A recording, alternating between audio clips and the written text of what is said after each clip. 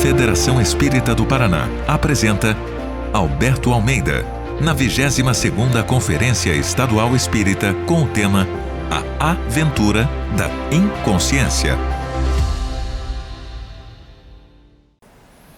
Queridos amigos, é com imensa alegria que estabelecemos esse nexo ecológico entre a frondosa araucária, no seu encanto, na sua beleza, com a incomparável castanheira do norte. Norte a sul, nesse país gigante, com a ternura daqueles que temos a honra de podermos ter encarnado nessa nação. A nossa alegria, o nosso afeto aos internautas que estão conectados, aqueles que nos acompanham a caminhada, lado a lado, a minha companheira ausente, Afrodite do Nordeste, Sandra Borba, aproveitando a ausência dela. E aos amigos que compõem a mesa, carinhosamente representando esse pujante movimento espírita do Estado do Paraná, sob a tutela da Federação Espírita do Paraná. Cerra as janelas dos teus olhos e encerra dentro de ti a luz radiante do dia. Liberta a tua alma e deixe que ela livre alce voo, como uma águia de asas douradas a plainar esplêndida na tepidez do vento. Ouve o murmúrio do arroio quebrando nas pedras e o farfalhar das folhas da palmeira a ondular o vento. Sente o quebrar das ondas na areia, beijando a ternura da brancura com que ela é envolvida. Observa o rubor das rosas e esmaga aos pés as folhas da camomila, incensando o ar com seu doce perfume. Vem comigo preparar a casa para a chegada do amado. Ele virá, durante a noite ou no correr do dia. Ele virá. Quem sabe, cavalgará a madrugada fria. E quando ele chegar, direi para ele: amado visitante, quanto te esperei. Teci guirlanda de flores e pusguizo nos meus pés para homenagear a tua presença. Tu vieste a lourar as tranças negras da minha noite, iluminando o meu interior sombrio. A carruagem chegou à porta da minha casa. Descerrei os olhos para que ele se enebriasse com a luz. No entanto, ele se envergonhou diante da luz daquele que chegou. Amado amigo, corri na tua direção e ousei tatear as tuas virtudes, trêmulo de medo. Tu não me censuraste o atrevimento. Compassivo, estendeste as tuas mãos e, carinhoso, ofereceste as tuas bênçãos. Amigo, enxuga a tua lágrima furtiva que viaja em tua face solitária, porque o Consolador chegou. Abre-te em festa, ó alma triste, e vem comigo celebrar a chegada do visitante. Esmaguemos com os pés o sândalo e a camomila e aguardemos em silêncio para que os seus pés encham de perfume a sua chegada. O meu coração exulta, a minha alma canta, as bailarinas bailam, tocando símbolos, tinindo guizos. Os cantores voltarão a cantar e eu, jubiloso, De te encontrar, acenderei a candeia e colocarei-a sobre o velador para dar luz àqueles que não conhecem o teu amor. Amado visitante, agora que tu chegastes, eu seguirei contigo, esmagando rosas, despertando o sol, prateando a noite, esmagando com ternura as flores do caminho, aljofrando com espuma o rigor da areia, levando com a mão um amigo no caminho. Agora que eu te encontrei, seguirei contigo e jamais me apartarei de ti, até podermos colher os frutos da tua extraordinária semeadura. São os versos de Rabindranath Tagore, na dupla psicográfica de Vera Coim, a notável médium pernambucana, ao lado de Divaldo Franco, o nosso querido baiano. Traduzindo, a chegada do Consolador cavalgando uma noite muito escura, e deixando o seu perfume, nada obstante as dificuldades que a noite por si só enseja trazer. Muitas lágrimas solitárias apontam nas faces. Há muita dor, muito sofrimento nesses dias. Mas a nossa alma exulta, o nosso coração palpita. Há uma orquestração invisível estabelecendo um conjunto na configuração de uma sinfonia, dizendo que Ele chegou.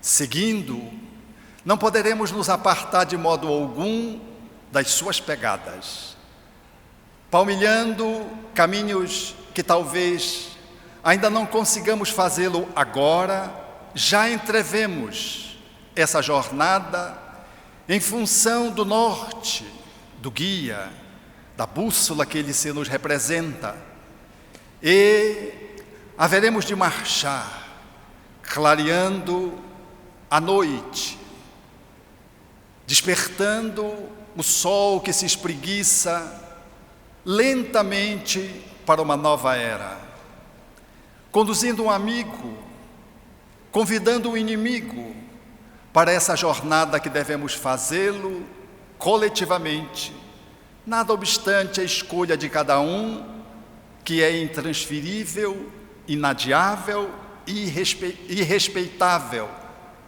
dentro do consenso que a liberdade nos concede.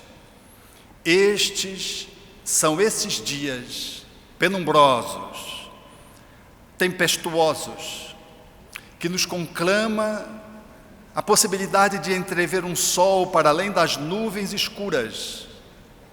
São dias difíceis, mas aqueles que dispomos da conexão ensejada pelo Consolador que chegou e cujo canto nos chama no flautear de uma canção de esclarecimento, consolo, de iluminação e de carinho, faz-nos peregrinos na noite escura, na certeza de que entreveremos a possibilidade de chegar no portal que se nos assinala mais adiante, um pouco mais adiante, nos tempos de regeneração pelo qual a nossa terra experimenta passar, trazendo o Espiritismo como essa mola propulsora, fazendo parte do conjunto de ações do progresso, desde o surgimento com Allan Kardec em 1857. Já um pouco antes, na fala dos Espíritos, a nova era começava a se descerrar, porque as grandes transformações, elas se insurgem durante séculos, para que finalmente o edifício antiquado, velho, carunchoso, ceda para que uma nova ordem, um novo jeito de ser coletivo e individual possa emergir, traduzindo a finalização de um ciclo e a abertura de uma nova possibilidade existencial na Terra, fazendo assim o progresso inevitável a que todos estamos jungidos. Inconsciente. A temática proposta foi exatamente nessa direção. O tema já é embaraçoso por si mesmo. A intenção era deixá-los confusos, intrigados, no jogo de palavras, para fazermos um ponto e um contraponto. Será que estamos fazendo a aventura do inconsciente? Ou será que estamos buscando a aventura da consciência? Será que é uma aventura que nós não nos damos conta de que nos projeta para experiências dolorosas? Ou será que é a aventura, a felicidade de alguém que é guiado pela própria consciência? Essa é a possibilidade posta, porque nós somos espíritos que trazemos uma herança que inevitavelmente se projeta no existencial do aqui e do agora. Trazemos o resultado de uma viagem multimilenar. Somos aqueles que, antes que pudéssemos nos constituir como seres dotados de livre-arbítrio, já fazíamos todo o investimento dentro do processo evolutivo, acumulando lições, experiências nos outros reinos, na posição de um princípio espiritual, um princípio anímico, que viajando nas experiências múltiplas ia se elaborando, ia se constituindo, até se completar num grande processo gestatório e ensejar o nascimento do espírito simples e ignorante. Ou seja, dotado agora da capacidade de fazer escolhas, de ser responsável por elas e de poder fazer uma trajetória conscientemente. Essa herança que trazemos, que se seguiu nas diversas encarnações desde a primitividade, em que um planeta primitivo nos ensejou experimentar pela reencarnação, até agora, em que fomos acumulando agora, no reino nominal, enquanto espíritos, possibilidades outras, mais extraordinárias, mais amplas. Mas ainda assim, tudo quanto nos constituímos fala da nossa história, da historiografia do nosso ser que somos, do espírito que somos, e trazemos um corpo que ele se traduz num turbilhão eletrônico na fala do Espírito Emmanuel. Nós nos constituímos de 7 a 70 octilhões de átomos, dando a impressão de que somos matéria, e somos tão invisíveis quanto o vírus, que não enxergamos senão pela microscopia eletrônica. Se pudéssemos nos olhar profundamente, chegaríamos à conclusão de que nós somos uma ilusão de contacto. Nós somos uma ilusão porque somos Maya, na tradição oriental. Nós somos uma aparência de concretude. Não só os raios-x nos ultrapassam, não só a tomografia computadorizada, o ultrassom, decodifica as nossas estruturas, dando-nos a impressão de que somos pouco concretos, mas à medida que vamos mergulhando um pouco mais nessa visão que a física nos propõe, nós, na verdade, somos um grande vazio eletrônico, no qual algumas partículas se entrechocam, aparecem e desaparecem, deixando tonto os físicos que se assentam dentro do modelo de pesquisa e de mundo que se nós nos encontramos, sem entender para onde é que vão aquelas partículas que se entrechocam, a matéria como que desaparece, surgindo uma onda, falando-nos de um mundo impalpável, caracterizado por alguns astrofísicos como a energia escura, segundo alguns, que deveria se constituir de 70% do universo para dar sentido explicativo de funcionamento do universo, porque de 4 a 5% O universo é feito disso que a gente acha que é matéria, da matéria periódica, dos átomos que nós conhecemos, que nos enseja uma percepção sensorial através dos 5 sentidos, mas é apenas 4 a 5% daquilo que o universo se nos apresenta. Um outro tanto, talvez 25%, é a matéria escura, já alinhavado pela física. E a energia escura é esse espaço escuro por si mesmo, que ainda está por ser definido, mas que nos enseja a penetrar nele quando saímos do corpo no fenômeno do sono, nos descolamos da estrutura sensorial e entramos num mundo paralelo, no mundo espiritual e primitivo na linguagem kardeciana, e acessamos esse mundo pujante, incrível, imenso, infinito, ali localizado no próprio quarto aonde a gente se descola da matéria.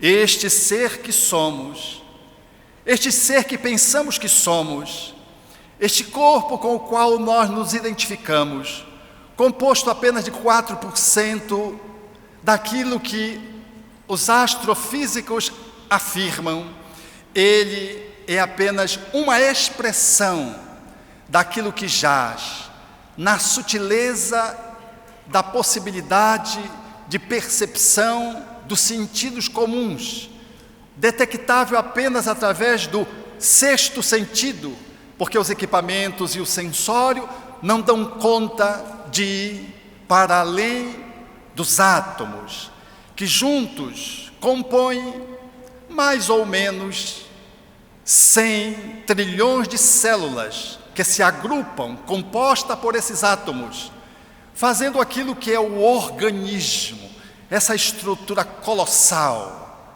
esse vazio eletrônico que se expressa através de células, falando da nossa viagem pelo mundo mineral e trazendo, enquanto é organismo, produções das nossas substâncias hormonais que vão para além de 20 hormônios, falando da nossa conquista vegetal, trazendo, portanto, na nossa história anterior, o resultado de que foi de toda essa elaboração multimilenária, em que foi aos poucos se constituindo até que pudéssemos ser e trazer esse corpo, essa vestimenta, que a maioria das pessoas pensam que representam elas próprias, em função de uma identificação com o corpo muito selvagem. Mesmo os espiritualistas, para além dos materialistas, acham que são o corpo, se identificam com o corpo, e mesmo alguns espíritas, ainda assim, falam do seu espírito. A minha alma não gosta disso, como se ela fosse uma coisa e a sua alma fosse outra, demonstrando cabalmente que há uma desconexão entre o ser que eu sou e aquilo com que eu me apresento. Eu me identifico mais com o corpo do que comigo mesmo e falo de uma alma que sou eu, como se fosse um outro espaço, um outro lugar de mim mesmo.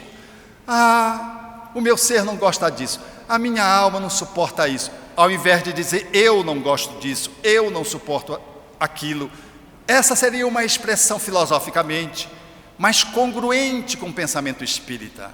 Mas é a força do condicionamento, dessa estrutura mineral, dessa estrutura vegetal e dessa estrutura animal, que se manifesta inconscientemente nas pulsões, seja através do medo que caracteriza um animal em fuga para que ele não se torne prisioneiro do seu predador, seja da pulsão sexual, quando o animal entra no cio e faz uma movimentação patética para tentar cruzar com a fêmea, e ainda que seja um cão pirento, velho, esquálido, quase para desencachorrar, ele enfrenta a matilha de cães que podem ter qualquer porte, podem ser belos, grandes, não importa a raça, ele enfrenta, dominado por uma pulsão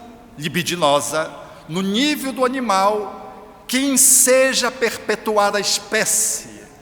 Esse processo nós ainda guardamos como resultado da nossa história. Quando nós nos apresentamos ao mundo, nós trazemos, portanto, esses reinos inconscientemente, porque os hormônios estão funcionando, os átomos estão em movimento ciclopicamente, freneticamente, e nós nem nos damos conta, a gente acha que está paradinho. Não, nada está parado.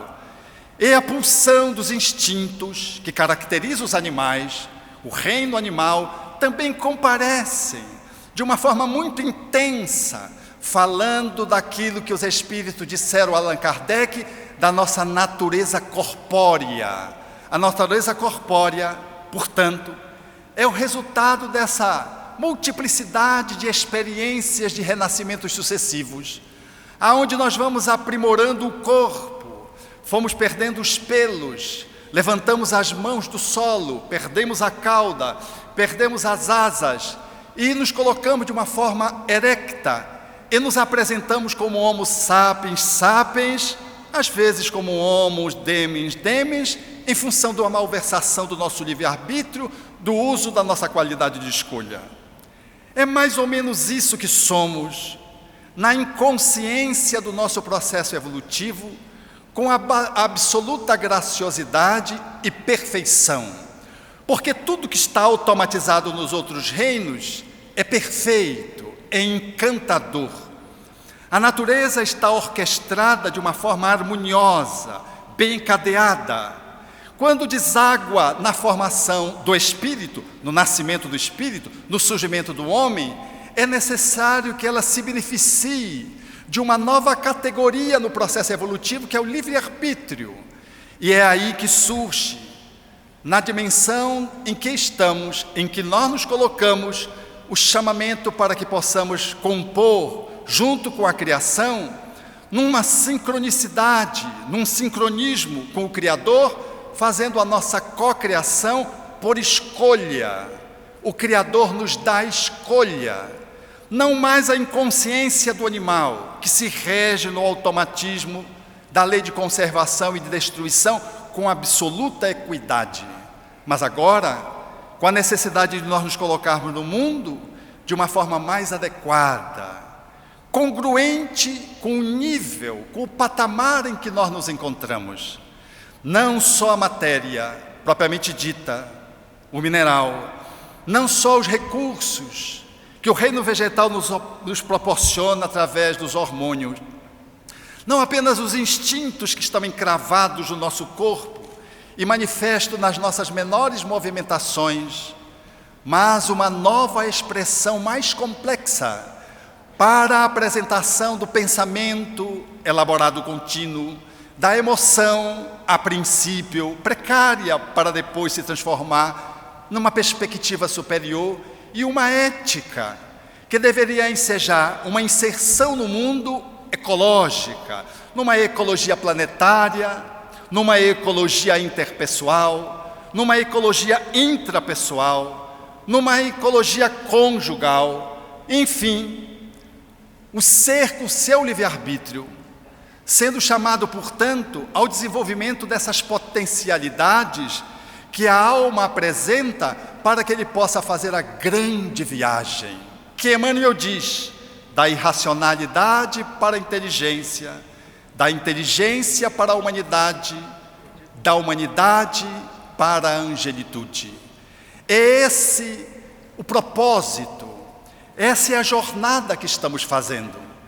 Cá, aonde nós nos encontramos no aqui e no agora, trazemos o resultado de tudo isso e uma grande inconsciência. Somos conscientes de algumas coisas, inconsciente na maioria daquilo que somos ou como estamos. A comparação que a psicologia nos traz é de que o nosso nível de consciência é como se fosse a casca de uma maçã. O resto todo da maçã é a nossa inconsciência. Por exemplo, você está sentado, você acha que escolheu ficar sentado como está, a posição em que você está aí inconscientemente sentado. Alguns prestando atenção, outros inconscientemente em transe, quase sonambúlico. Alguns outros desdobrado para ter uma percepção maior das reflexões. Mas a nossa movimentação, ela é sobretudo inconsciente. Nossos gestos, os nossos tiques, a nossa movimentação dos braços, os nossos ditos cacoetes, são todos inconscientes. Nós não temos, portanto, uma apreensão da nossa vida. Esse processo, no entanto, ele não seria dramático se o inconsciente que somos, ou que estamos, que nos habita, ele não fosse às vezes tão devastador, porque a psicologia teve a oportunidade de nos trazer alguns esclarecimentos. Freud, sem sombra de dúvida, foi o incomparável gênio da descoberta do inconsciente. E com a sua obra notável, Interpretação dos Sonhos, no ano de 1900, ele abriu um grande espaço para que pudéssemos penetrar, psicanaliticamente, nas entranhas do inconsciente, aquilo que não nos está disponível e que afeta o consciente, porque o que está dentro da maçã emerge para a casca, o que está nas nossas entranhas emerge para a superfície daquilo com que nós nos apresentamos. Logo, é indispensável estudar o inconsciente. Os seus discípulos, de Freud, haveriam de fazer dois caminhos díspares. Um fez um mecanismo de análise a partir da insuficiência com que Freud apresentou algumas das suas explicações sobre o caráter e o erotismo, e surgiu William Reich, um notável psicólogo, que depois de exaustivos estudos por mais de 9 anos, conseguiu falar da estrutura de caráter, falando mais do corpo, mostrando que a energia libidinosa que nós trazemos, a energia eros e a energia thanatos, quando elas não estão bem gerenciadas, elas se projetam no corpo. Ele abriu espaço para dizer de que nós podemos analisar o inconsciente de uma pessoa olhando-lhe o corpo. O corpo é o retrato daquilo que somos interiormente. A nossa estrutura corpórea, a forma como sentamos, como agimos. Eu não estou falando só dos olhos baixos, faróis baixos de uma pessoa que está deprimida. Eu estou falando da estrutura física, que ele caracterizaria como as couraças, abrindo espaço para que outros psicoterapeutas, notadamente Alexander Lowen, pudesse começar uma anamnese olhando só para o corpo. Ao invés de ser a fala para que ele pudesse se municiar e fazer uma análise e poder propor uma intervenção adequada, ele olhava o corpo e começava a falar da pessoa olhando-lhe apenas o corpo, porque o corpo é como se fosse essa escultura cujo escultor modelou a partir do seu inconsciente. Essa análise corporal permitiu, portanto, um olhar do inconsciente manifesto no corpo, porque tudo que eu não trabalho adequadamente na minha energia psíquica, na relação com a vida, para além da libido, dando um sentido mais abrangente, ela vem para o corpo, não só na atitude de quem se recolhe quando está num processo de sofrimento atroz, se encolhe qual um feto, ou de alguém que estufa o peito e vai para frente, para cima, numa atitude de enfrentamento como mecanismo de defesa em face de uma situação que se lhe ameace, o inconsciente. O inconsciente, a subjetividade, ela não está só impalpável, descoberta apenas através da fala, ela pode ser descoberta também através do corpo. E o outro discípulo, no sentido oposto, Jung, fez uma análise mais na perspectiva da transcendência, analisando os arquétipos, o inconsciente coletivo, e fez um olhar mais próximo da transpessoalidade. Aliás, ele é alguém que é o precursor, um dos autores precursores da visão, da abordagem transpessoal, não só na psicologia, mas do ponto de vista da concepção de homem-mundo que se estabeleceu no mundo no final do século passado. Assim, esses 3 componentes que nos foram trazidos à guisa de grandes contribuições da humanidade por 3 grandes homens, nos ensejaram compreender de que nós temos um eu, um ego, nós temos um inconsciente que se manifesta através da oralidade, das piadas, das nossas manifestações aqui e acolá orais e comportamentais, mas se manifesta materializado no corpo, fisicamente, e fala de uma dimensão mais subjetiva, na linguagem junguiana, traduzindo uma história que está para além do inconsciente pessoal. Esse olhar foi um olhar notável para que o homem pudesse, do ponto de vista psicológico, procurar estar mais presente onde está, compreender a sua dinâmica e, enquanto ego, fazer um bom manejo da sua energia psíquica e poder trafegar no mundo de uma forma mais estruturada, mais saudável, porque todos nós, nessa visão psicológica, aqui resumida à guisa de forma didática, nós somos um ser humano, trazemos um ego e lidamos com as pulsões da nossa história, que são os impulsos, os instintos, sem considerar a reencarnação, sem considerar naturalmente os outros reinos. Nós somos seres que trazemos um conjunto de pensamentos formulando crenças, que na linguagem psicológica chama-se o superego, que se contrapõe o id, o ego para governar a vida. E nós temos um mundo externo, composto de pessoas, clima, circunstâncias existenciais, que nos falam da confrontação com o meu ego, com o meu ser. Então eu estou, enquanto ser humano, colocado entre forças instintivas, subjetivas, forças subjetivas que coordenam a guisa de lei, de crenças, o meu comportamento, dizendo faz, não faz, que eu aprendi com os meus pais, notadamente, especialmente. E eu estou lidando com pessoas, com grupos, com propostas, com coisas, com geografia, com política, tudo que vem de fora me confrontando. Eu sou este ser egóico que preciso estar ciente dessas circunstâncias. Preciso me colocar no mundo adequadamente, lidando comigo mesmo, com as minhas pulsões e lidando com o encontro ou o confronto com o mundo exterior.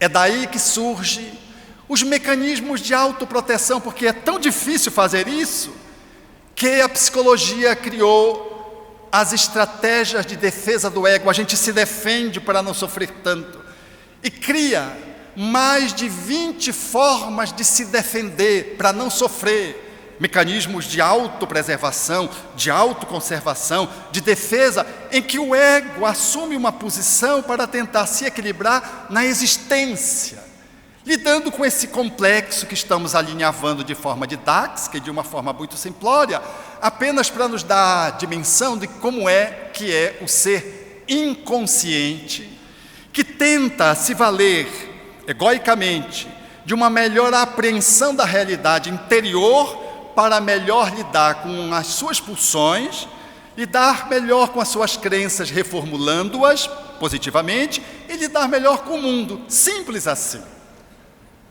É por isso que Freud haveria de dizer com razão, analisando o homem apenas como um ser humano de uma vida, nós estamos condenados ao sofrimento. Parece que viver é uma luta para sofrer menos. Eu poderia traduzir em outras palavras, dizendo assim: o Espiritismo promove uma perspectiva de ampliação dessa realidade. Nós não somos só seres humanos, nós somos espíritos. Mesmo que entenda uma religiosidade que compõe o nosso superego, nós não somos seres humanos fazendo uma jornada espiritual. Nós somos espíritos fazendo uma jornada evolutiva humana, o que é inteiramente ao contrário e diferente. O sentido é diferente. O inconsciente freudiano, o inconsciente junguiano, a análise que Reich faz observando no corpo a manifestação do nosso inconsciente, ganha luzes quando a psicologia, centrado na ciência espírita, na ciência do espírito, olha o ser para além desses acanhados limites de uma vida só. Então, o teu corpo, ele não é só resultado da tua energia psíquica do aqui e do agora. Ele é resultado de uma longa viagem multimilenária. A tua energia sexual, o teu instinto, a tua libido, ela não é só resultado daquilo que te fizeram na infância, castrando ou não a tua forma de te colocares no mundo, a tua energia libidinosa, na relação com o afeto, é muito mais do que isso, para além do complexo de Édipo e de Eletra. Tudo está bem posto do ponto de vista psicológico, mas do ponto de vista psicológico, para uma vida só, fica inviável explicar a maestria da vida, o encanto da vida, e como nós poderíamos nos sobrepor a esse inconsciente, vivendo uma vida mais consciente. E mais do que isso, centrado na consciência. Então, o Espiritismo vem e rasga as janelas fechadas, acanhadas, daquilo que é só o ser humano e, sem negá-lo, propõe a compreensão de que nós somos espíritos e estamos humanos, numa viagem que vai numa dimensão do infinito, até o serafim, para me valer da teologia dos teólogos, quando propuseram uma escada que ensejava o anjo, o arcanjo, a dimensão principesca, para avançar até o dos tronos, os querubins e, por fim, os serafins. Nós estamos numa trajetória de iluminação, de aperfeiçoamento. Logo, quando nós nos olhamos, o nosso olhar para tudo se diferencia. Eu disponho de um corpo, por exemplo, para falar do corpo, mas o meu corpo, ele não expressa o meu inconsciente só dessa vida, porque o inconsciente de uma vida só é de uma vida. Se nós temos uma multiplicidade de existências, o nosso inconsciente profundo fala da multiplicidade dessas existências que desaguam no meu consciente dessa existência. O processo fica mais complexo e mais belo e abre espaço para a compreensão de algumas coisas que nós não conseguimos entender. Por exemplo, eu conheci um jovem que tinha uma alteração sindrômica chamada Síndrome de Klinefelter. A Síndrome de Klinefelter é uma síndrome em que o indivíduo apresenta um cromossoma que tem o Y, o X e apresenta mais um X. Ao invés de apresentar 44 cromossomas XY, um homem, ele apresenta 47 cromossomos, sendo 44, X, Y, um X a mais. Ela traz características que se revelam no corpo, no movimento de feminilização, mamas, poucos pelos, um hipogonadismo, as gônadas atrofiadas, uma pulsão sexual precária, a pessoa precisa tomar testosterona, o homem. E eu lá atendendo um jovem, e ele me dizendo, eu não entendo, eu tenho a síndrome de Klinefelter. Ganhei um cromossomo X da minha mãe que ela tem a mais, ela tem XXX.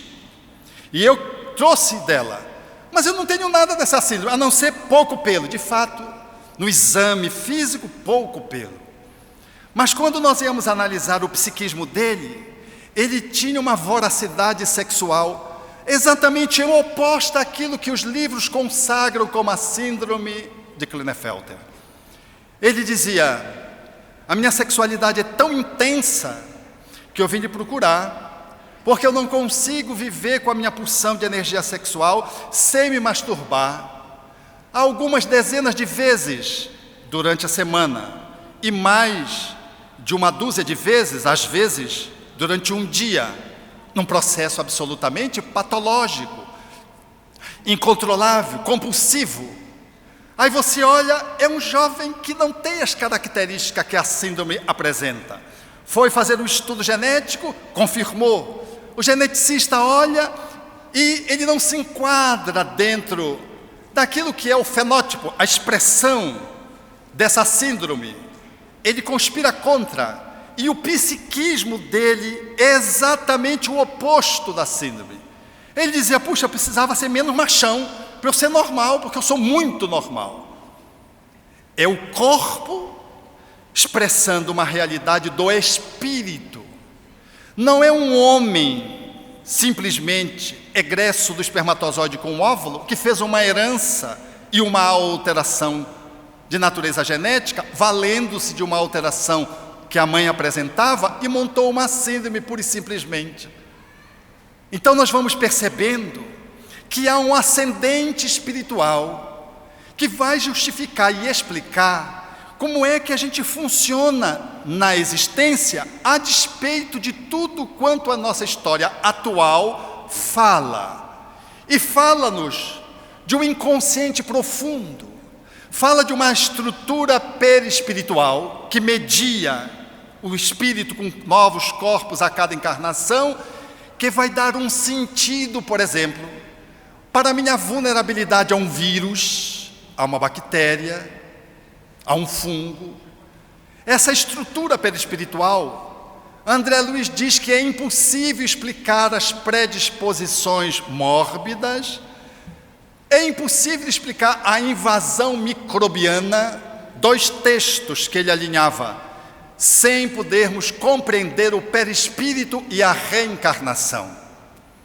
É o que faz alguém ser sensível a uma bactéria e o outro ser resistente à bactéria. Há alguém que aparentemente é vulnerável, a bactéria chega e não consegue nada. O vírus chega, não consegue nada. E tem um outro, que o vírus se aproxima e a pessoa já está morrendo. A bactéria se aproxima da pessoa, a pessoa já está de joelhos. Ela apresenta uma vulnerabilidade aos micro-organismos. Ela se infecciona facilmente no pulmão, apresenta uma alteração no estômago e desenvolve uma vulnerabilidade a uma bactéria que existe normalmente no estômago, mas que não causa nenhum problema e passa a causar se ela traz essa vulnerabilidade. Mas isso é porque ela está usando mal a sua energia psíquica e inconsciente, isso se materializa numa visão de uma análise bioenergética e altera o corpo? Sim e não, porque às vezes nada explica.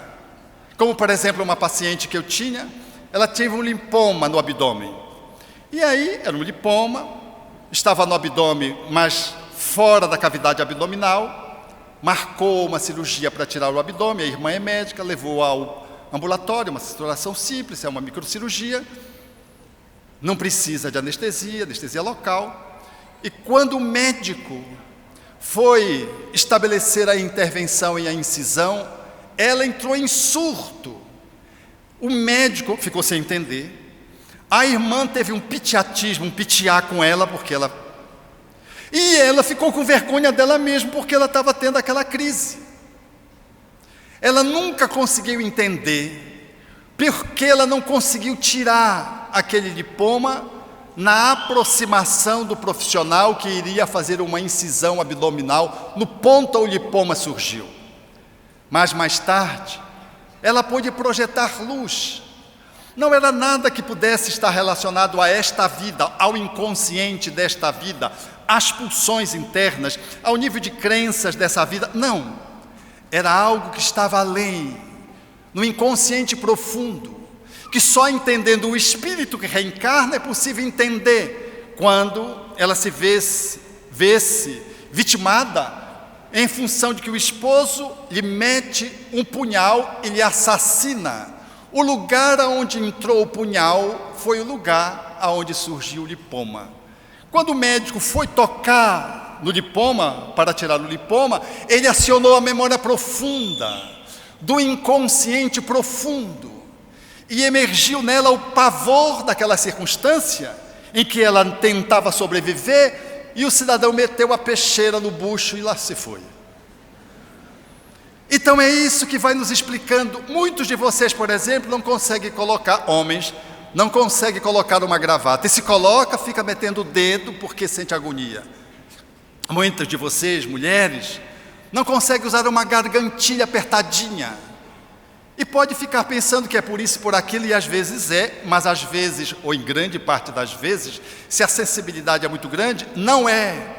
Está relacionado a uma estrutura profunda do ser, que guarda a lembrança de um ser que foi guilhotinado, de um ser que se automatou através do enforcamento, de um ser que foi engasgado por outro e perdeu a existência no engasgamento. Eu vejo isso com rotineira frequência na minha atividade profissional.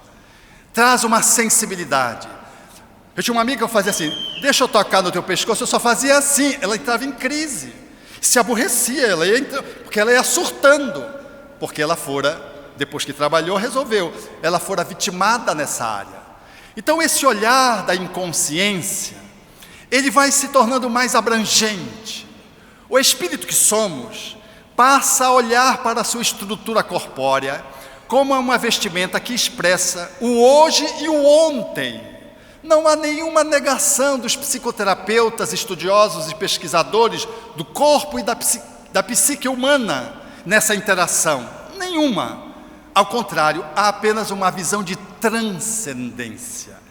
E aí nós vamos entendendo por que alguém experimenta uma esquizofrenia grave, resistente ao tratamento psiquiátrico, às drogas psiquiátricas, e desenvolve essa esquizofrenia desde cedo, e não consegue sequer remissão, muito menos um processo de cura, e se arrasta por uma vida inteira. A psiquiatria não entende como é que isso se dá, porque olha só por uma vida, e por mais que se aprofunde o olhar psicológico, físico, neurológico, da neurociência, é impossível explicar uma esquizofrenia hebefrênica que evolui gravemente, resistente aos tratamentos medicamentosos de ponta da atualidade.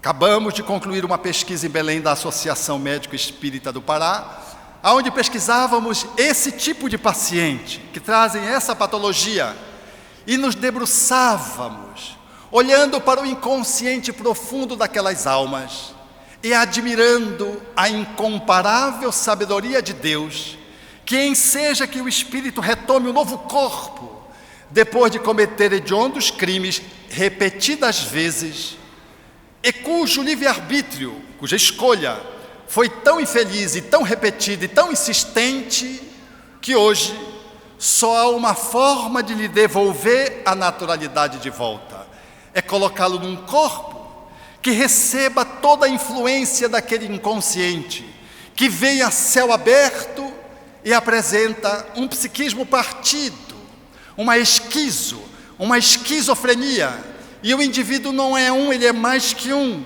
ele não apresenta congruência, ele não apresenta unidade, há uma desconexão do psiquismo com a emoção, ele não sente sentimentos, não há alegria, não há tristeza, há um aplainamento da sua afetividade, e o seu psiquismo não consegue operar com congruência, com coerência.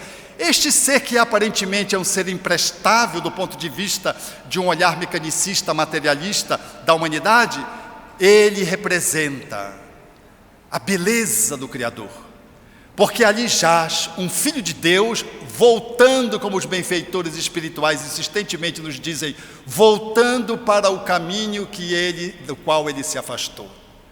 Esse olhar do inconsciente nos faz, portanto, entender pelo que nós temos tantas paixões, vícios, que a gente não consegue abrir mão.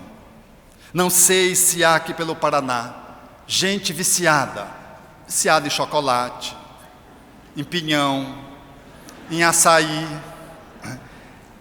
Todo o processo de viciação, ele repousa no movimento inconsciente, e a alma está aprisionada em si mesma.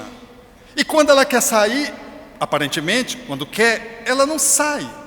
O que ensejou os espíritos perguntarem a Allan Kardec o que seria necessário para que isso pudesse se dar. E os espíritos disseram, só a vontade, com insignificantes esforços. Isso me dói quando eu leio essa resposta dos espíritos. Com insignificantes esforços, falta apenas a vontade. Mas quão pouco de vós fazem esforços, diz os espíritos Allan Kardec Vocês podem consultar na questão 909 do Livro dos Espíritos. Depois Kardec volta e pergunta, mas não há situações de viciações, esses processos de apaixonamentos, esses processos de dependência, que são tão vivos e irresistíveis à vontade? E os Espíritos dizem, o querer está só nos lábios. Quando o Espírito diz que quer, na verdade não quer, ele se compraz naquele tipo de comportamento. Então nós somos almas que na viagem do livre-arbítrio nos afastamos das leis naturais da vida. Criamos uma outra natureza disforme, incongruente, disfuncional, e ficamos de tal modo aprisionados em mais de uma vida às vezes, e que quando a gente renasce, a gente traz, e aquilo quando se manifesta tão aprisionantemente que a gente acha que a nossa vontade é incompetente para tal. Aí alguém pode dizer, e se a gente quiser de verdade? Se a gente quiser de verdade, com significantes esforços, nós vamos fazendo o caminho de volta. Porque nós passamos um longo tempo reforçando uma disfuncionalidade. Então ninguém volta com mágica, porque fez uma oração para Jesus, levou um passe. Porque tem gente que acha, vai chegar na casa, tomar um passe, vai ficar curado. Não, vai ter a possibilidade de uma ajuda para um bom começo. Kardec até pergunta, mas os espíritos não podem ajudar? Eles ajudam, quem quer. Quem quer, eles ajudam. Quem roga ajuda, eles ajudam.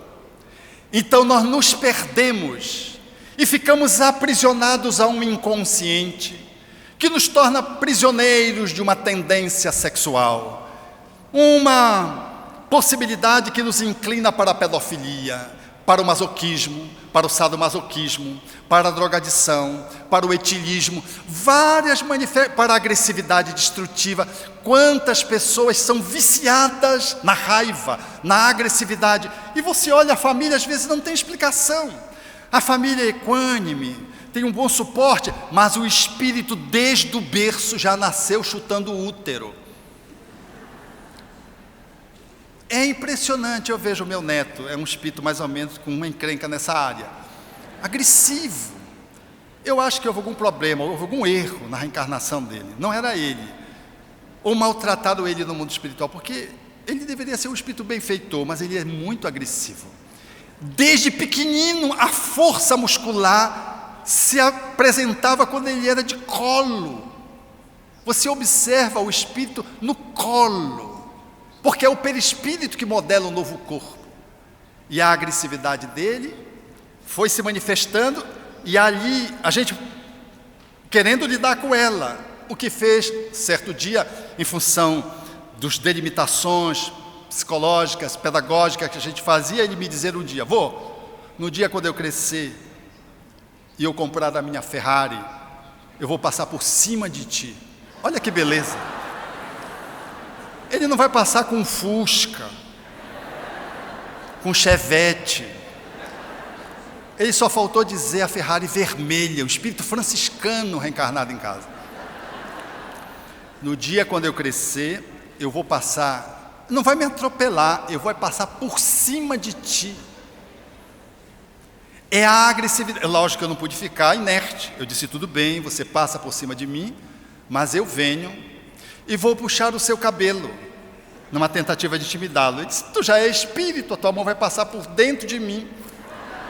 Olha que espírito, além de agressivo e inteligente.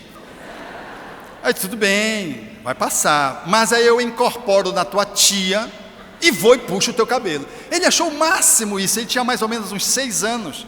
Ele se levantou, veio no meu ouvido e disse, vô, ela faz uma tolice, olha como ele entendeu bem. Ela faz uma tolice e tu incorpora nela e tu vem puxar meu cabelo, né? Eu digo, é isso mesmo. O Espírito traz o acervo das experiências. Quem teve uma experiência militaresca, atuou como guerreiro muitas vezes, traz no corpo.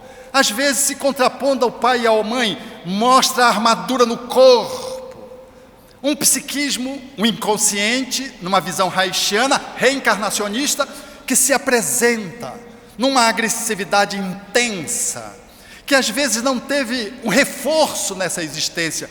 E o corpo se apresenta como uma armadura, com todas as características de uma agressividade masoquista, de um corpo masoquista, na linguagem da análise corporal. O Espiritismo vem, portanto, e vai abrindo esses espaços, para que possamos nos entender de que só é possível fazer uma boa caminhada quando vamos dando conta do nosso inconsciente. Talvez por isso Joana de Ângeles propôs o livro Ser Consciente. É ser consciente, um mergulho na consciência para que cada vez mais eu seja consciente, administrando a minha inconsciência.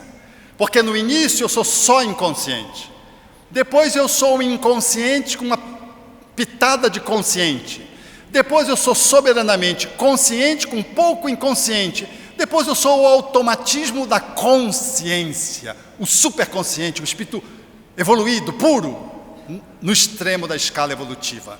Nós estamos fazendo essa trajetória, nós precisamos mergulhar no espírito que somos para nos assenhorearmos da nossa dimensão humana. O ego não dá conta de fazer a caminhada sozinho, ele é muito frágil. Nós precisamos compreender a complexidade de tudo que nos envolve e precisamos mergulhar nas nossas entranhas da consciência para podermos, como humanos, agirmos equanimemente, estruturadamente, razoavelmente. Só é possível isso se o ego estiver conectado à dimensão profunda do espírito que eu sou. Na linguagem psicológica junguiana, do self que eu sou. Eu sou o self e estou ego. Se eu fizer isso, aí é possível lidar com o corpo que me traz o passado, com as lembranças que vêm das minhas emoções destemperadas da agressividade, do medo, com o meu pensamento que vem às vezes obsessivamente, que num grau psiquiátrico traduz o transtorno obsessivo compulsivo, vem repetidas vezes que não está relacionado a essa vida, está relacionado a outra, e eu não consigo descer uma escada, preciso fazer vários rituais para poder descer uma escada nos quadros mais graves. Só mergulhado nas minhas entranhas eu vou dar conta de lidar com o meu ego e poder lidar com a minha dimensão de crenças, de pensamentos, de emoções, de sensações físicas, para ter uma conduta moral coerente com a ética espírita que expressa as leis naturais da vida. Simples assim. É simples assim. Alguém deve estar perguntando para os outros, né? Porque para mim não é. Esse é o caminho, meus amigos, para já ir encerrando e não cansá-los mais. Todos nós temos a dimensão do sagrado que se nos habita. Se ficarmos fincados nos 5% que é o corpo, estamos perdidos.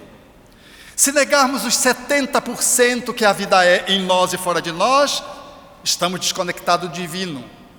Mas se mergulharmos nas nossas entranhas, tudo vai fazer sentido, do câncer ao coronavírus, que me alcança e pode me levar para uma situação até de me despir do corpo, graciosamente, ou lamentavelmente, dependendo de quem sai do corpo. Se tivermos mergulhado nas nossas entranhas, nós vamos conseguir, com todas as nossas esquisitices, com os vícios que nós estamos fazendo o caminho de volta, botando a vontade firme, uma escolha lúcida, perseverante, com esforço, com constância, para ir retomando a natureza essencial da qual eu me distanciei. Para encerrar, eu vou contar uma história que já contei aqui de uma senhora. Ela estava viajando no Amazonas e o filho pediu para que ela pudesse ir ao outro estado, que era o Rio de Janeiro. Ela era assim meio esquisitíssima, tinha uma série de manias. E o filho disse: mãe, venha, é pertinho. Não é pertinho, são mais de 3 horas, 4 horas. E ela, então, acordou e sonhou que o avião ia cair. Telefonou para o filho: não vou. O filho, percebendo que ela era tanto, disse: venha, não vai cair coisa nenhuma. Vai cair, não vai cair, vai cair, não vai cair, vai cair, não vai cair. O avião caiu, o avião da Gol caiu. Ela acertou. Ela e um outro cidadão que pela segunda vez não embarcou e o avião caiu. Foi o segundo acidente na Amazônia e o mesmo cidadão estava escalado para os 2 voos e não viajou. Todo mundo fica consultando ele, se ele vai viajar ou não vai agora. Ele até abriu um aplicativo, vou, não vou, vou, não vou. Aliado com as companhias, ele ganha 10%. Ela voltou para a sua cidade, em outro estado do norte, e ficou muito atarantada porque o avião caiu. O filho ficou assustado, porque a mãe acertou. A mãe Tantã acertou. E ela foi conversar com um colega meu, que trabalha na área da neurologia e da psiquiatria, e o meu amigo estava muito assustado com a esposa que estava doente com hemorragia. Estava atendendo ela, mas inquieto. Então, ela olhou para ele num dado momento, narrando essa história que eu estou narrando para vocês, e disse assim: o senhor está com problema? Ele disse: estou. Essa é com a sua esposa, né? Ele disse: Aí ele me disse: Alberto, ela estava acertando tudo. Aí eu peguei e disse: é grave? Eu perguntei para ela: será grave? Ela disse: não, é coisa de mulher. Era uma metrorragia. E de fato passou. E eu perguntei a ele: você pagou a consulta para ela? Porque é ele que se consultou com ela. Veja um psiquismo alterado. Lá dentro de nós está a consciência, que conectada com o divino, se faz as escolhas hoje certa, não passa por aquilo que não precisa passar. Como diz Joana, coincidência é apenas a presença discreta de Deus, propositalmente programada para o momento certo, nas circunstâncias ideais acontecer. Há um sincronismo cósmico. E se nós estamos ancorados na nossa dimensão, nós estamos fazendo o caminho de volta em relação a nós mesmos e em relação ao mundo. Aquele que está ao nosso lado, ao nosso corpo, aos espíritos que se nos aproximam.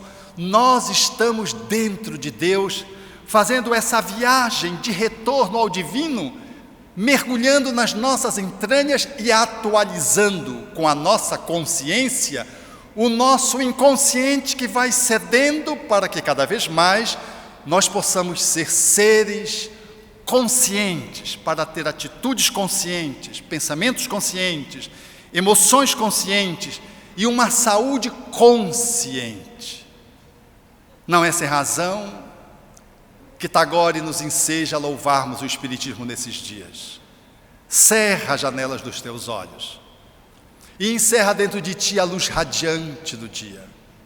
Liberta a tua alma e deixe que ela livre, alce e voe como uma águia de asas douradas, a plainar esplêndida na tepidez do vento. Ouve o murmúrio do arroio cantando nas pedras e o farfalhar das folhas da palmeira a ondular o vento. Sente o quebrar das ondas, beijando as areias brancas e ardentes da praia.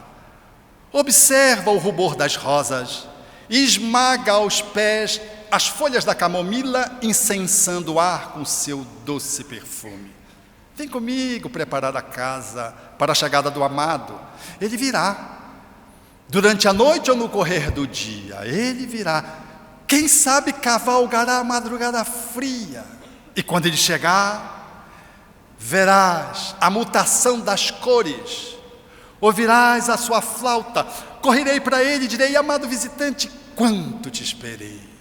Teci guirlanda de flores e pus guiso nos meus pés para bailar em tua homenagem. Tu vieste a laurar as tranças negras da minha noite, iluminando o meu interior sombrio. A carruagem da tua chegada chegou à minha porta. Descerrei os olhos para ver-te, mas a claridade da tua chegada envergonhou a luz do dia. Amigo, trêmulo de medo, tentei tocar as tuas virtudes, ansioso, e tu, compassivo e caridoso, me compreendestes e estendeste as tuas mãos, me oferecendo bênçãos. Amigo, o Consolador chegou. Enxuga a tua lágrima solitária que furtiva viaja em tua face, porque o Consolador chegou. Abre-te em festa e rejubila-te comigo, porque o amado está ao nosso lado. Esmaguemos o sândalo e camomila e deixemos que os seus passos transformem em perfume a sua chegada. A minha alma exulta, o meu coração canta, as bailarinas voltarão a bailar, tocando sinos, tinindo guizos. Os cantores voltarão a cantar e eu, que nunca cansei de te esperar, acendo a candeia e coloco sob o velador para dar luz àqueles que não conhecem o teu amor. Amado visitante, agora que eu te encontrei, seguirei contigo, esmagando rosas, despertando o sol, prateando a noite, aljofrando de espuma o rigor da areia, levando pela mão um amigo. Seguirei contigo e juntos alcançaremos e sorveremos os resultados da tua extraordinária semeadura. Obrigado.